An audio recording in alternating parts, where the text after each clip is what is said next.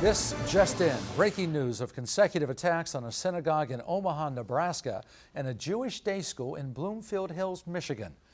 You're watching VNN. I'm Lynn Bradley, live from VNN headquarters in New York City.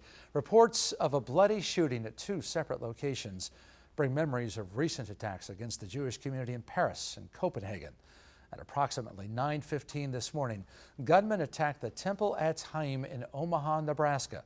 Almost simultaneously, gunmen attacked a Jewish day school in Bloomfield Hills, Michigan.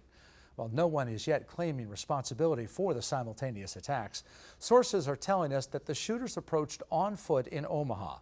Eyewitnesses report that two men in their mid-30s approached the temple carrying what appeared to be musical instruments.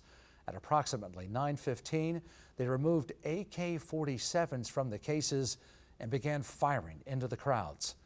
Stay tuned as more details of these attacks come in.